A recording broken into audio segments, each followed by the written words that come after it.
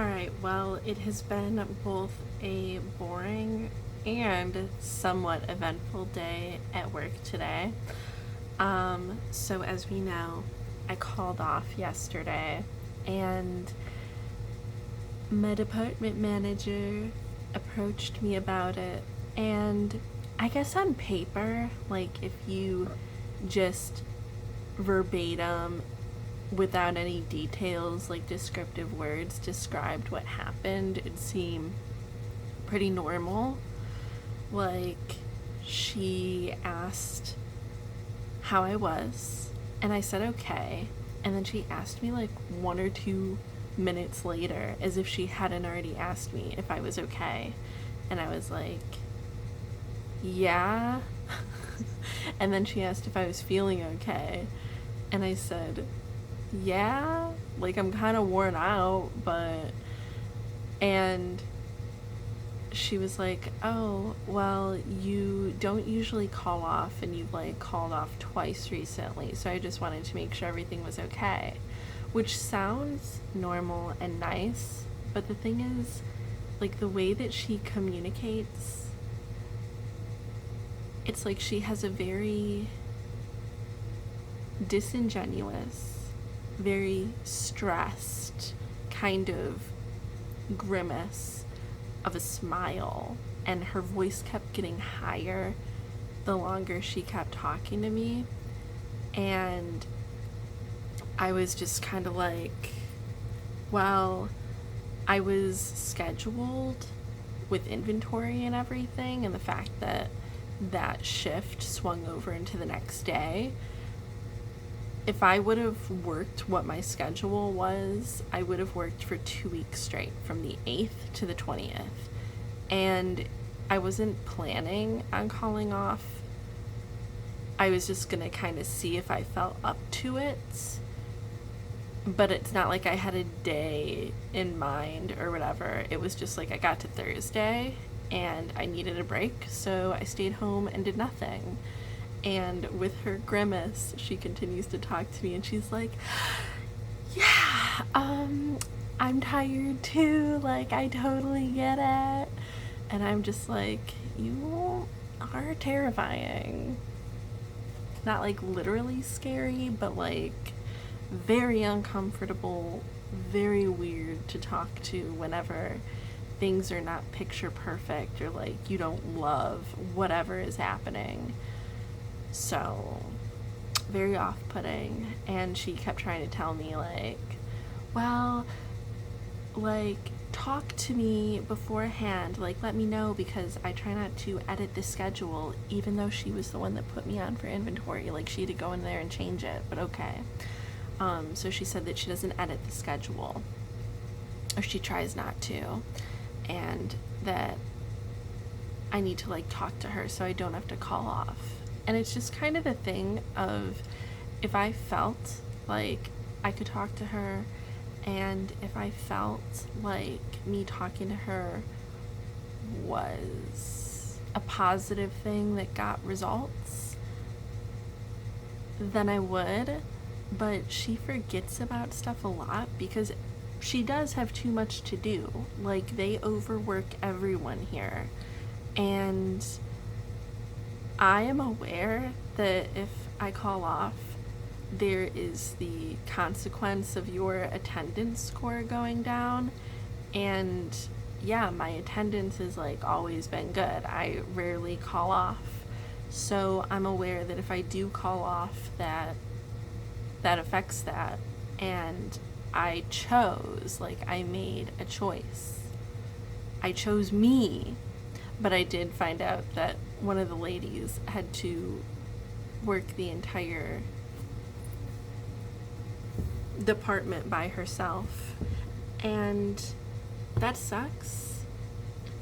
But just because you have no staff and, like, you choose to staff like that, it's not my fault. I didn't do that. I'm not running this company. I'm not running this business. I am just a person who works here. So yeah. And then something else fun that happened was an infrequent flyer client popped up, and literally the first thing she said to me, because it had been a while, like I haven't seen her in maybe a couple months, and I'm wearing a very like loose fitting outfit. Let's see how much I can show you. Like this is me, this is my body. And then I have really loose flowy pants on, and she looks at me and she's like, "What's going on with you? Are you expecting?" And I was like, "Expecting what?"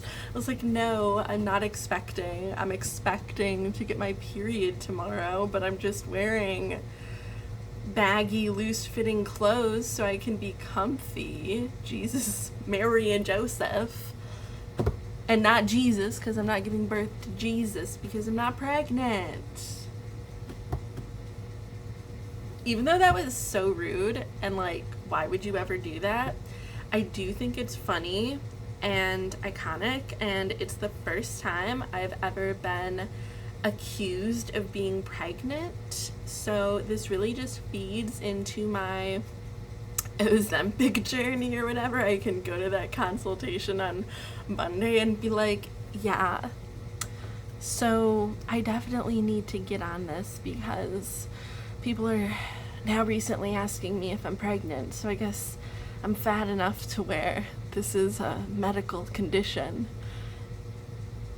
Could be pregnancy, could be not, could just be I'm that fucking fat. So there you have it. But otherwise, I'm here for a couple more hours today. Today is Friday. Gonna go home, and actually first I'm gonna go to Heinen's and get this rice pudding that I tried the other day. The brand is like Zagalos or something like that. It definitely starts with a G, and it was phenomenal. I've been thinking about that rice pudding for days.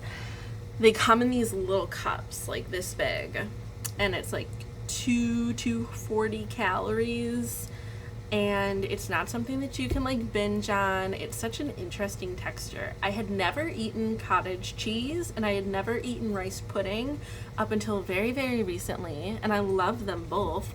I also learned today that oat milk is like really bad for you and causes a lot of bloating and weight gain, so I was like, oh no, I ingest like so much oat milk these days, and for the past many months between my oats and my iced coffee, so like I guess I'll switch to something else.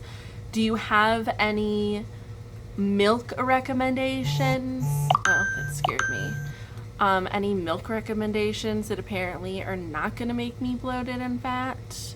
I saw people talking positively about almond milk, which I never really liked. Soy milk. I could go back to dairy milk. I thought I was doing something good by doing the oat milk, but I guess the fuck not. But